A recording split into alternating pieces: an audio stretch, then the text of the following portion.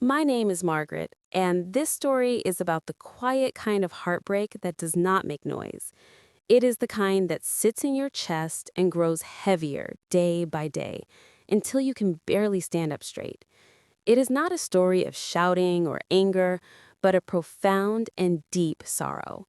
It is a story of silence and how silence can break a person long before harsh words ever do. The pain I felt was internal, relentless, and completely unseen by the people who caused it. This kind of suffering is the hardest to survive. I never imagined that the warm little home I built with my husband would one day feel like a stranger's place. I certainly never imagined that the child I raised would stand beside someone who did not want me near. Furthermore, I never imagined learning the true meaning of loneliness while surrounded by my own family. My world felt suddenly constricted and cold, entirely unrecognizable. The beautiful life I had carefully constructed had completely crumbled around me. But life has a way of surprising you, often with lessons too heavy for one heart to carry. The day everything changed did not look special from the outside at all.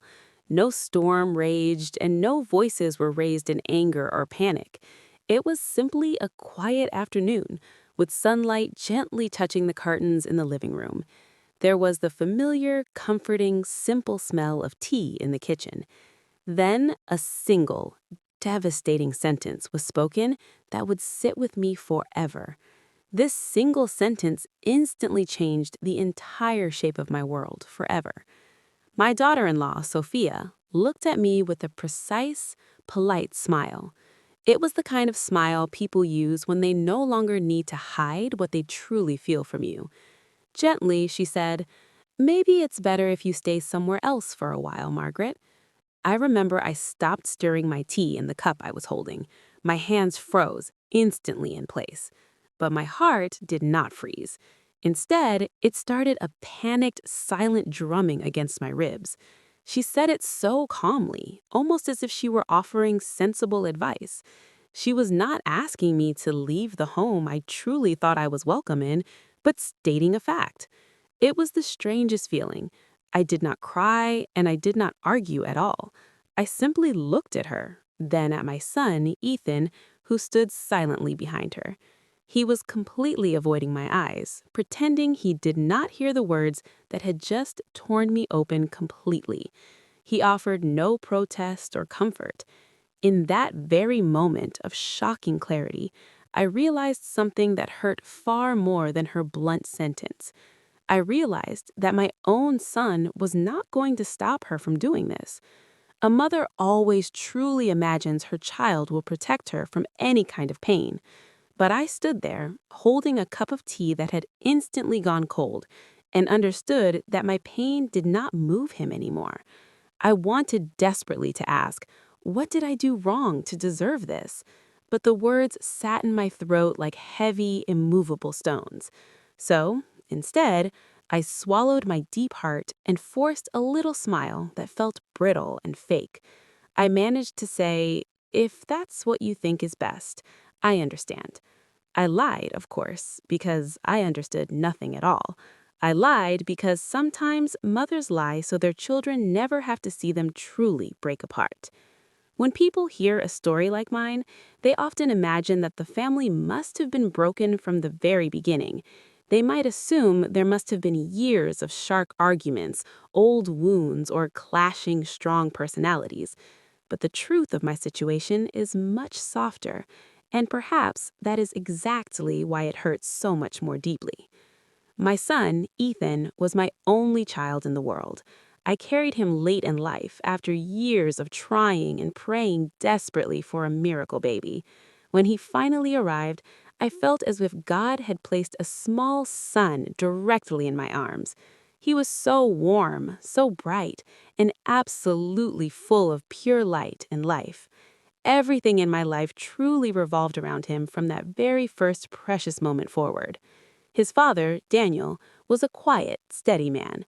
He was the kind of husband who expressed deep love through simple actions instead of through words. He built our home with his own hands, plank by careful plank, always working on small projects around the yard. He worked long, hard hours, came home tired, and still always made time to hold Ethan warmly. He fixed broken toys and wiped away tiny, childish tears with gentle hands. But tragically, we lost Daniel too soon. One moment he was there, healthy, strong, repairing a loose board on the porch floor, and the next, he suddenly collapsed. He was taken quickly by a silent, hidden heart problem we never even knew existed in his body. Ethan was only 16 years old when this tragedy happened. I remember holding my son tightly that night, both of us shaking, and both of us utterly unsure how to breathe without the steady man who had truly held our entire world together. After that terrible loss, it was just the two of us left in the house, mother and son. We were two survivors trying bravely to learn how to live again without the anchor of our beloved family. Ethan grew up quickly after his father passed away. He became incredibly responsible, deeply thoughtful, and gentle to the core. He studied diligently, worked part-time jobs, and always made absolutely sure I ate before he did anything else. He would often say, "Mom, Dad trusted me to look after you now. I won't fail him in this." Even hearing those simple words now, years later, still makes my chest feel incredibly tight, with both love and sorrow. For many calm years after Daniel's death, our life together was beautifully simple. We had established comforting routines together. We shared quiet dinners at the small kitchen table. In the evenings, we would sit and talk about our day, sharing all the small, unimportant details with each other. The house was certainly not rich with money, but it was incredibly warm. I genuinely believed that warmth, closeness, and comfort were completely enough for us both. And then, one day, he brought a girl to meet me. Her name was Sophia. I still clearly remember the very first time I saw her walk in. She had a confident stride and a soft, very pleasant laugh that sounded nice. However, she had eyes that looked at everything as though she were judging it silently but quickly.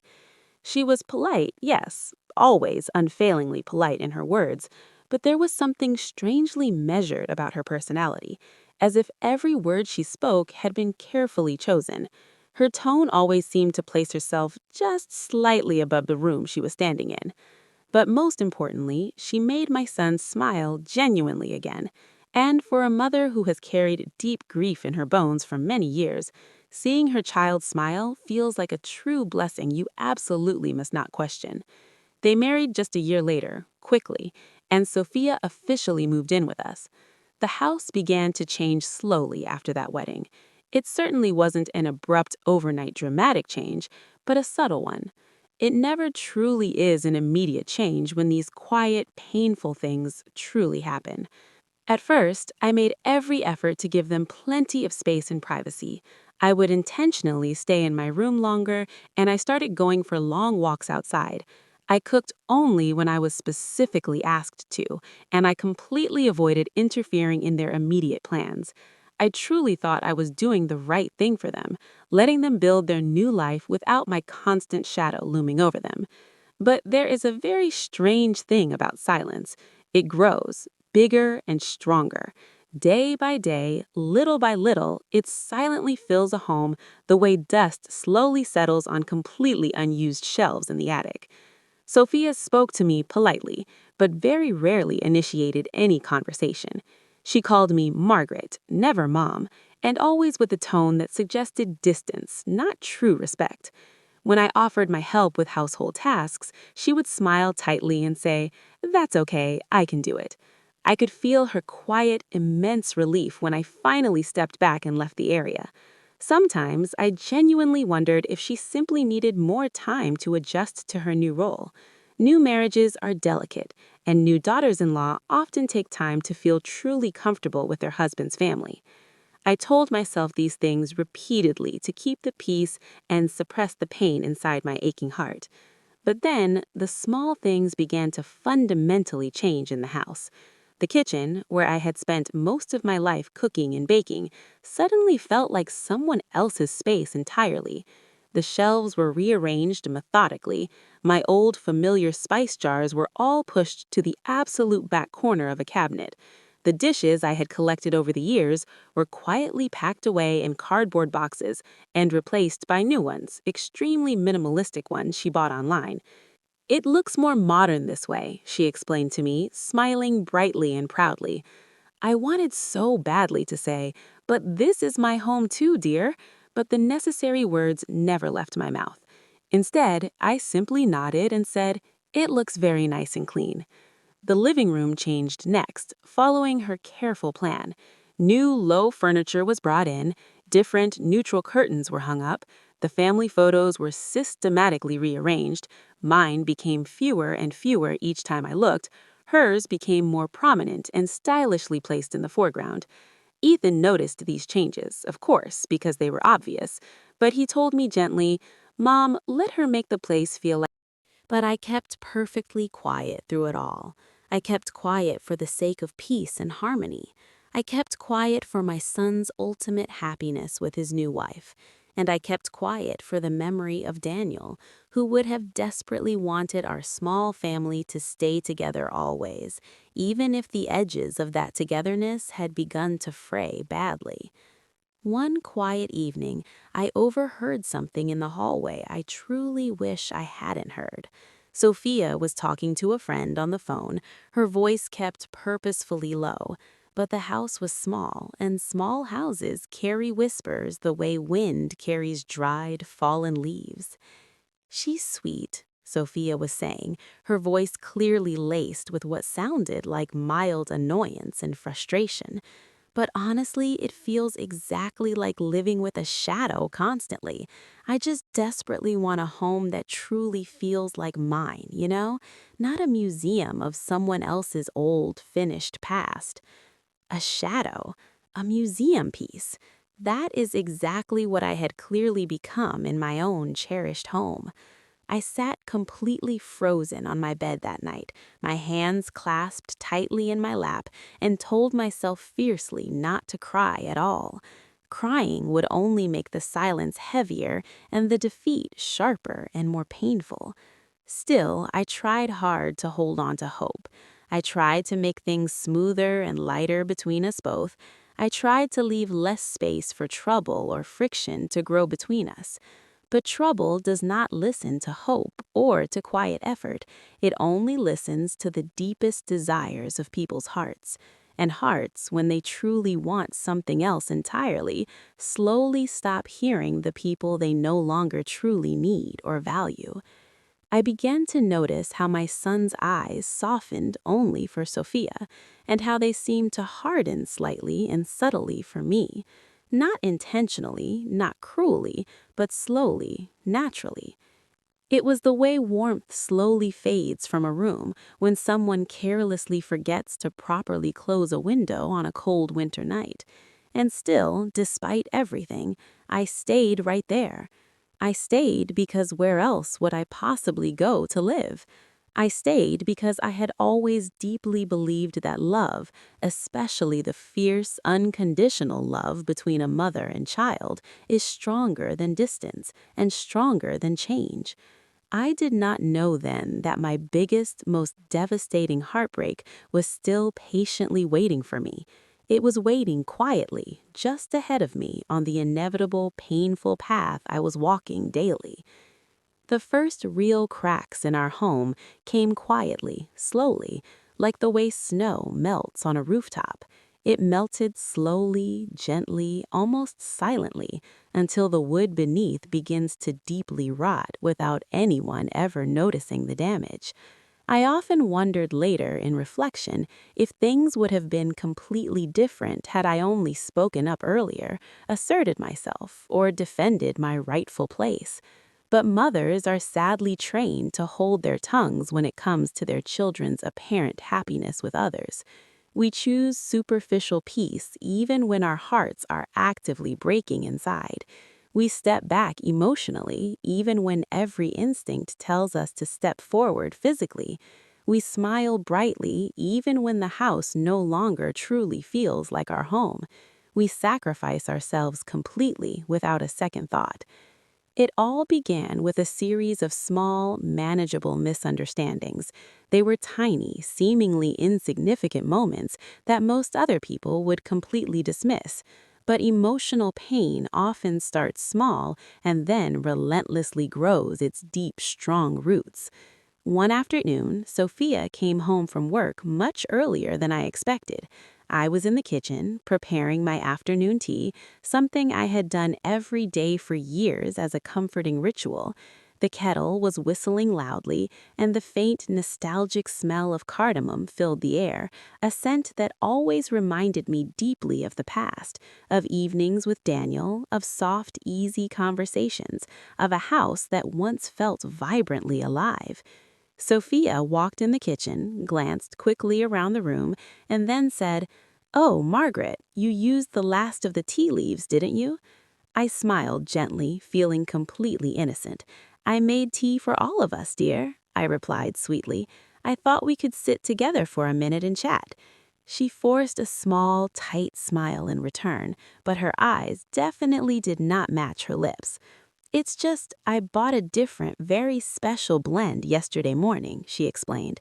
"I was hoping to try it later with Ethan when he finally gets home from work." Her words were incredibly simple, but the tone of her voice carried a distinct, completely clear message. You should have waited. You should have asked permission first before touching anything. I apologized right away, my voice quick and sincere. "I truly didn't know you bought a new blend, dear. I'm truly sorry I did that. Next time, I will definitely check with you first." She shrugged dismissively and carelessly, turning away as she put her heavy bag down on the counter. "It's okay, Margaret. It's fine, really." But it definitely was not fine at all. It wasn't fine for her, who clearly saw me as infringing on her territorial boundaries, and certainly it was not fine for me, who now felt incredibly unwelcome to perform the smallest, most innocent domestic act in my own cherished kitchen. After that disappointing day, I immediately stopped making tea unless someone specifically asked me to make it for them. It felt much safer to simply do absolutely nothing in the communal space.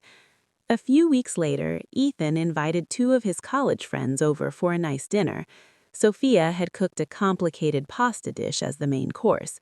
I had quietly prepared a small side dish, simple roasted vegetables, something easy and completely harmless that always complemented the main meal well. I placed it quietly on the table because I always believed food made with love should be shared generously and celebrated openly. When the guests finally arrived, we all sat down together at the dining table.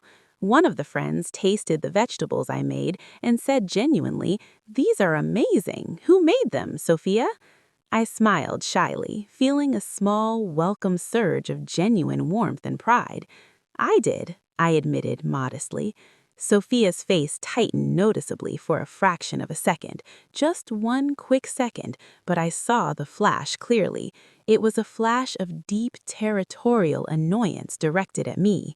Later, when the guests had finally left the house, she said to me quietly, her voice carefully measured, "Margaret, I really wish you had asked before adding extra dishes to the dinner. It genuinely makes things look unplanned and completely messy." I felt my cheeks warm with immediate, intense embarrassment.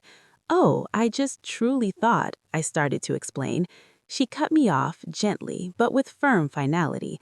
"I know you're always trying to help, Margaret, but sometimes it's much better to let us handle things exactly the way we plan them out."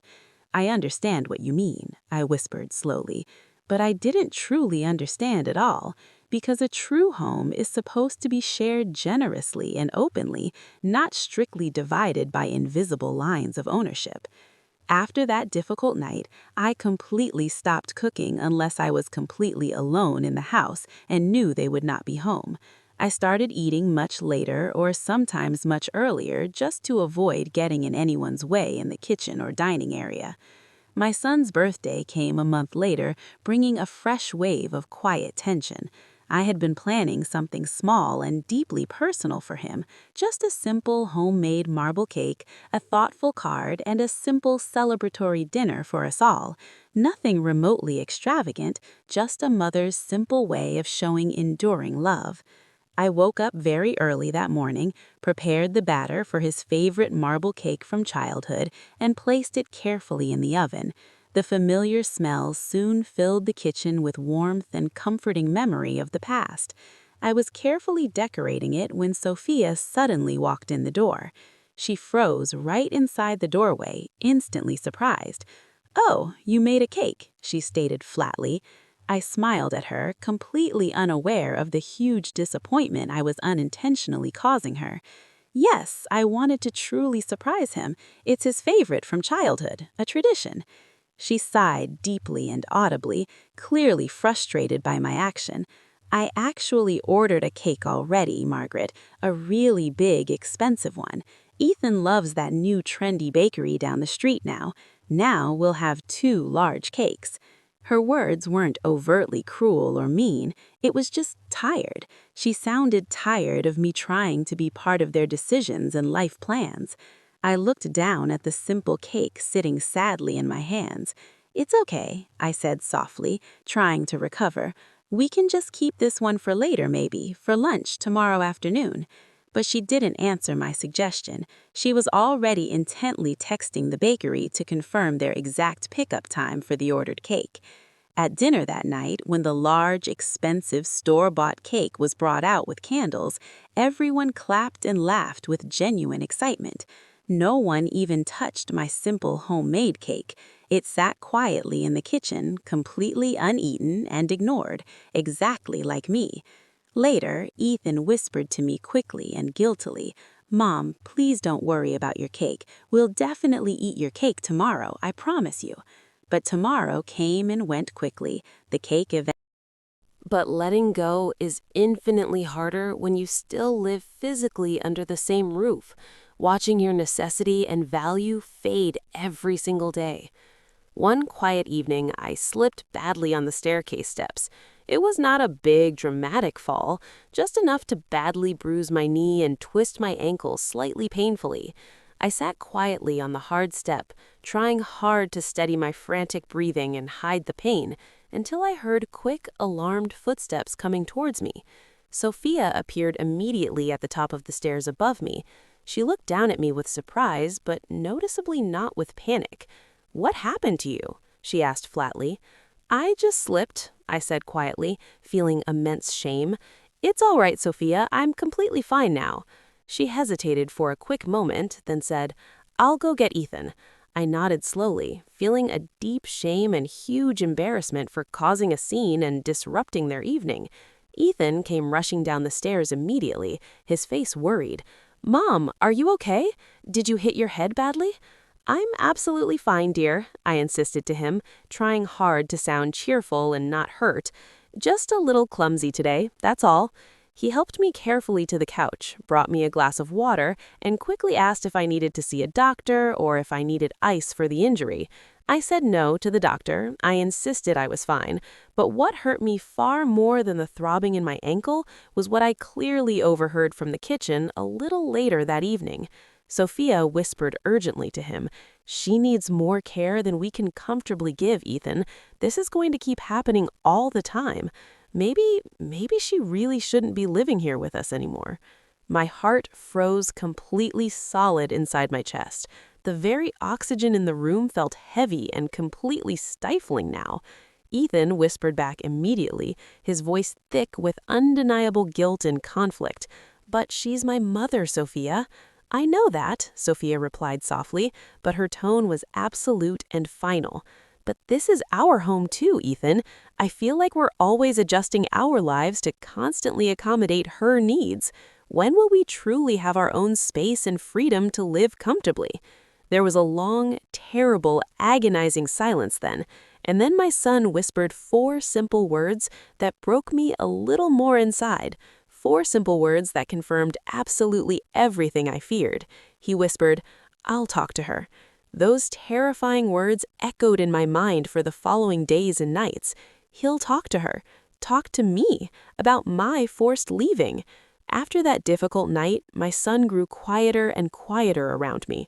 Not exactly cold, but definitely distant and reserved, like someone who was secretly carrying a very heavy burden he desperately did not want to discuss with anyone. Sometimes he watched me with soft, worried eyes. He watched as if he was carefully measuring whether I was truly strong enough to hear what he eventually needed to say about my future.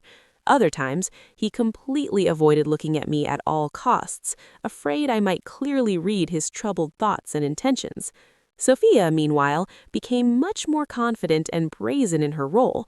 Not overtly rude, she was never overtly rude to me, but she became more direct, more controlling.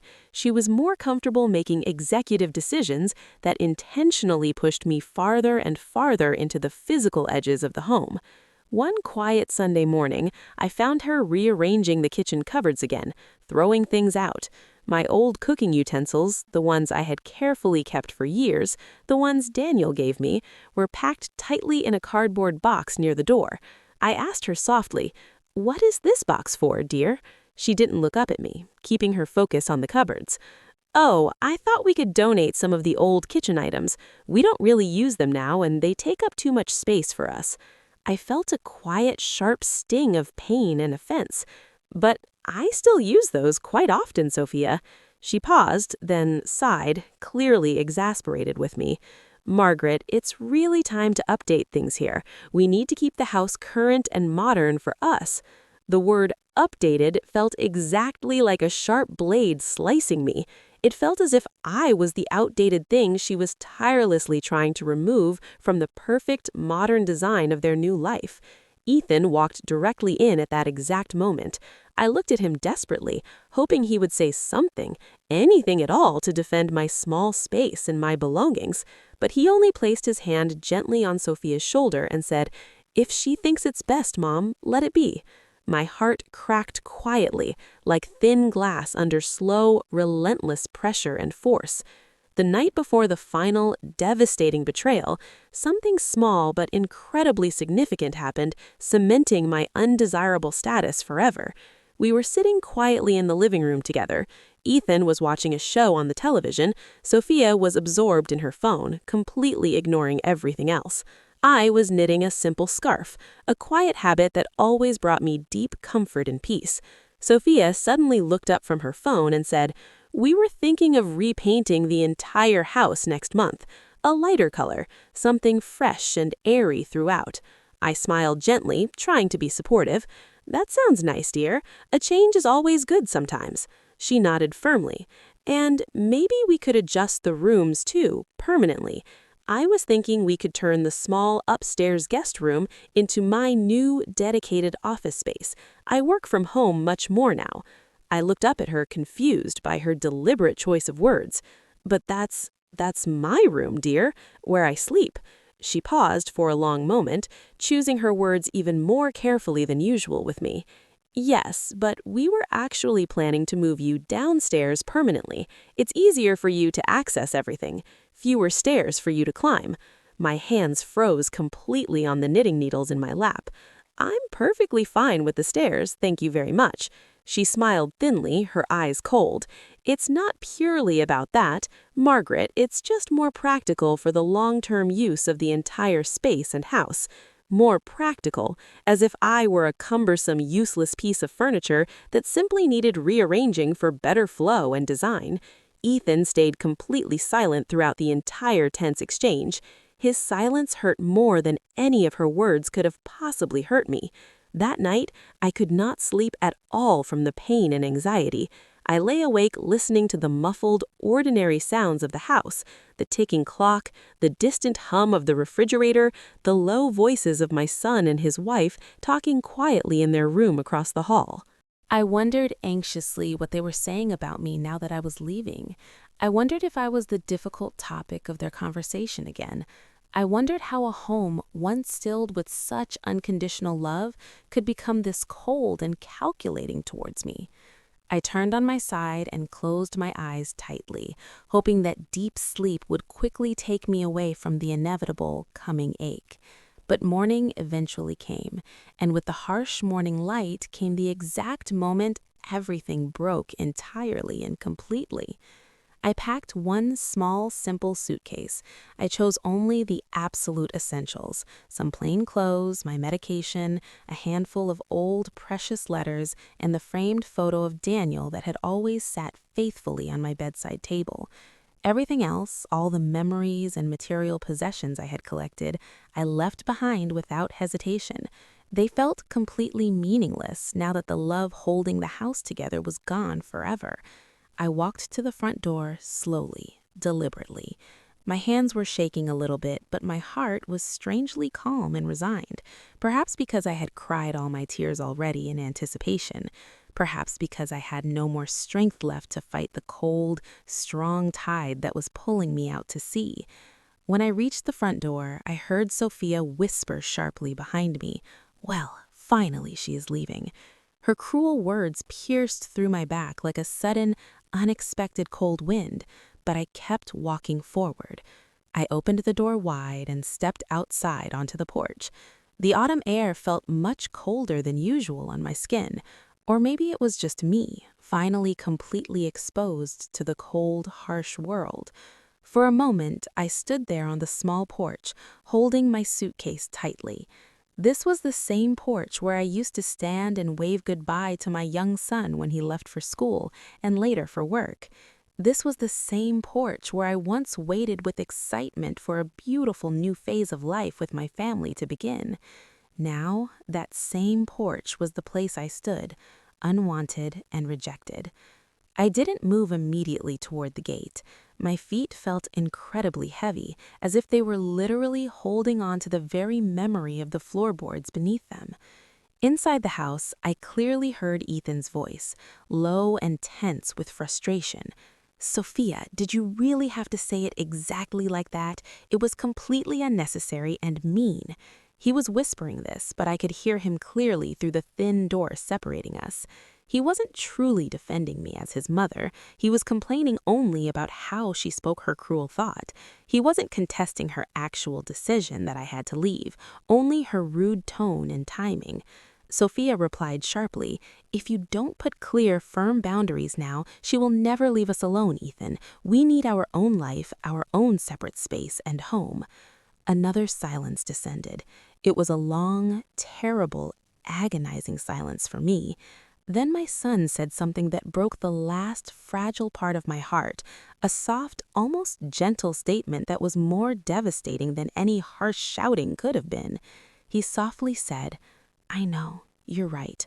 A simple sentence, soft, almost gently conceding to her wishes, but it cut deeper than any harsh words ever could have. He agreed. He agreed that his mother, me, was simply a burden to be removed from their comfortable lives. I closed my eyes tightly and took a deep, shuddering breath of the cold air. I kept breathing slowly until the sharp, acute pain settled into a quiet, manageable ache inside my chest. Slowly, deliberately, I finally stepped down from the porch for the last time. As I walked towards the small front gate, old memories came flooding back violently. I remembered the first day I arrived with such hope. I remembered the nights I cooked special meals for them. I remembered the mornings I waited just to see their faces. I remembered the laughter during the first few months of their marriage. Everything that felt warm then now felt distant, faded, and excruciatingly painful. When I reached the gate, I turned around and looked back one last time at the house. The house looked peaceful and inviting from the outside. Warm lights were glowing softly, the windows were clean, and the flower baskets near the entrance were healthy and bright.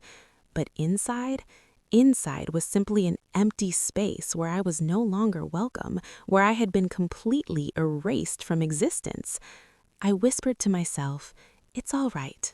It's all right. I will be okay soon." It certainly didn't feel true in the slightest, but I said it anyway. Sometimes mothers lie to themselves so their children never have to see them break. I started walking down the road away from the house. My suitcase wheels made a soft, rhythmic sound on the pavement, like a quiet, drawn-out goodbye being whispered. The sun was setting now, turning the sky a melancholic orange hue. I had nowhere concrete or planned to go, but I kept walking firmly, because staying where you are actively unwanted, hurts far more deeply than simply leaving. I reached the end of the street and paused my walking. A soft, cool breeze touched my face, almost as if the entire world was trying to offer me a small, desperate comfort. But comfort felt terribly far away from me right now. There was a small wooden bench near the corner, a place I sometimes sat with my young grandson when he was much younger. We used to watch cars pass by and laugh at the funny sounds of the motorcycles together. Back then, he held my hand tightly as if he never wanted me to go anywhere at all. Now, I sat there completely alone. I placed the small suitcase beside me and slowly lowered myself onto the cold bench. The sky was turning orange to a deep, bruised purple color. Streetlights were slowly coming on all around me.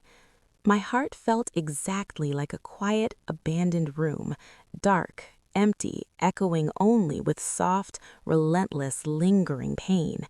I closed my eyes tightly and tried to breathe slowly and deeply, focusing only on the simple, vital act of inhaling and exhaling.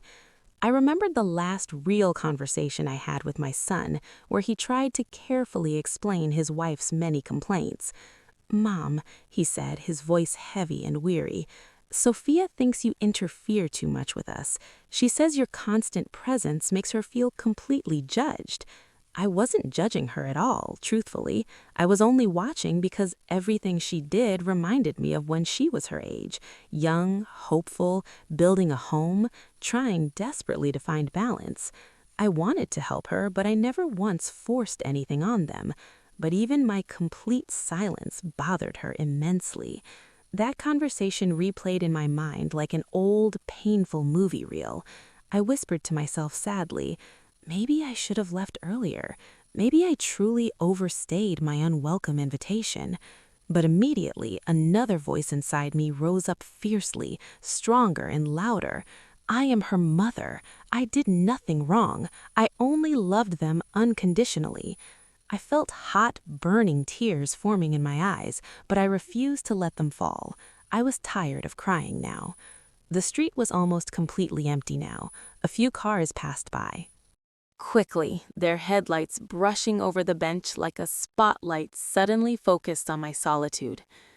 I looked at my small suitcase again, feeling adrift. Where would I possibly go tonight? I knew I should call someone. I knew I should find a room somewhere immediately. The world suddenly felt terrifyingly big and overwhelming, and I felt intensely small and insignificant. I reached into my bag and took out my old phone, a familiar object. I held it tightly and scrolled through the contacts list. Most names were from years ago. Old friends, old neighbors, people I had sadly lost touch with over time. My closest family lived far away. I didn't want to bother anyone at all with my problem.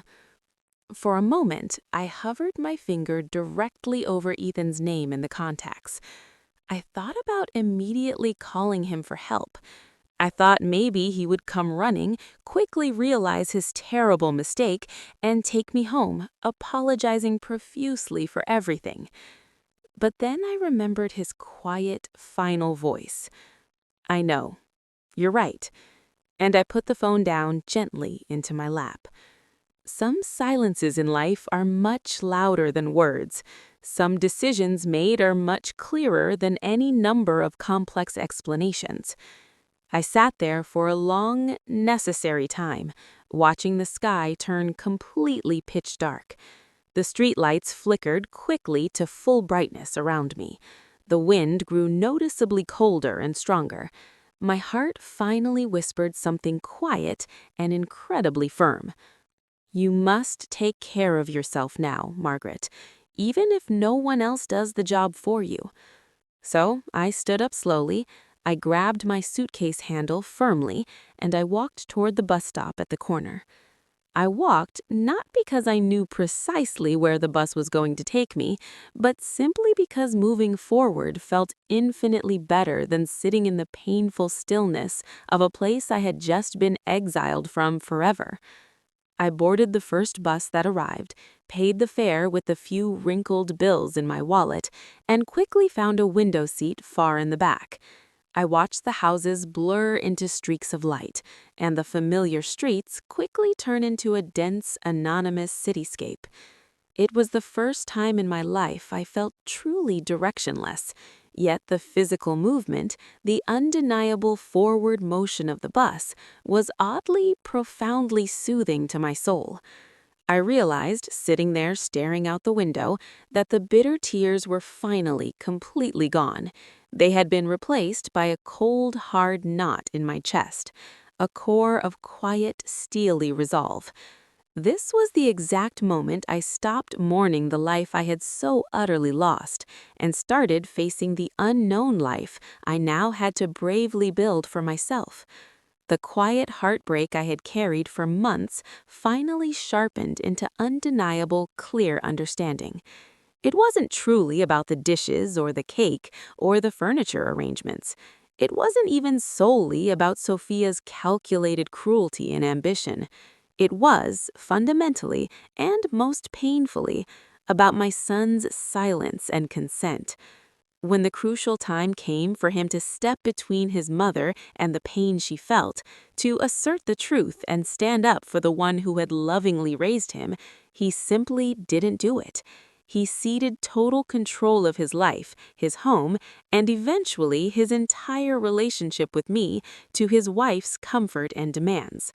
I had always believed that a mother's love was an impenetrable fortress, built with deep sacrifice and years of devotion.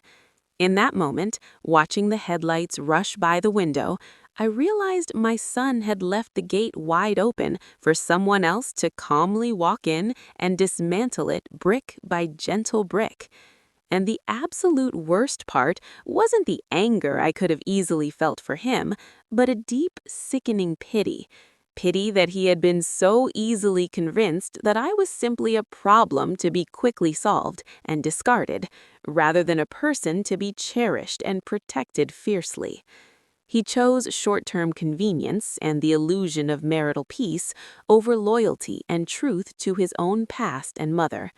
This understanding, this brutal, cold clarity, was the true emotional turning point for me. I stopped being Margaret, the shrinking, silent mother desperately trying to fit in and please everyone. I became Margaret, the woman who needed to survive, and who truly deserved much better than mere survival. The bus eventually stopped near a large, brightly lit central area of the city. I got off the bus, dragging my small suitcase behind me toward a neighborhood sign that read Maplewood Heights. The name sounded gentle and peaceful, but the buildings were tall, old, and completely unfamiliar to me. I checked the small, crumpled amount of money in my wallet again, counting it carefully. It was enough money, barely, for a few nights in a cheap motel and minimal food to eat, nothing more than that small amount. My situation was precarious and uncertain, but I felt strangely clear-headed and determined now. I walked further until I finally found a small, worn-out motel with a flickering neon sign. The room the clerk gave me was sterile and very small, smelling faintly of old cigarette smoke and strong, cheap cleaning chemicals. It was nothing like the warm, quiet guest room I was eventually moved into in my own house, full of love. But here, in this unfamiliar, anonymous place, I felt strangely safe and completely unburdened. And I was finally completely alone, truly alone. That entire night, I didn't sleep at all. I sat stiffly on the edge of the bed and immediately made a mental list, a clear list of things I absolutely needed to do immediately, just to exist now. 1. Find a longer-term, affordable room to live in. 2. Find a job to earn money. 3. Call the bank to check my savings. 4. Do not call Ethan under any circumstances. The last point was the most crucial one, and the hardest to strictly enforce on myself. I knew I needed to completely cut the emotional thread that tied me so painfully to him, at least until I was steady on my own 2 feet. Calling him would only invite further pain, or worse, pity, a profound pity I simply could not accept from him. The next morning, I stepped out of the motel and into the blinding light of a city I did not know, feeling strangely resolute and calm. Fear was still a cold shadow following me, but it was now completely overshadowed by a quiet, fierce determination that burned inside me. Daniel, my late husband, had always called me his little soldier because I was quiet, but I never gave up on anything important to me. I decided firmly to prove him right now more than ever before. I went straight to the large city library. It was warm, completely free to enter, and surprisingly full of necessary resources and computers. I sat down at a public computer, and for the very first time in years, I began searching seriously for my future. I looked for part-time work, specifically focusing on places that needed someone older, someone reliable and quiet like me. I searched for rooms for rent, cheap long-term stays, anything at all that didn't require a large, impossible security deposit that I lacked. My hands trembled slightly as I typed on the keyboard. I felt like an anachronism, a woman in her late 60s suddenly starting her life over, competing fiercely with people decades younger and more experienced than me.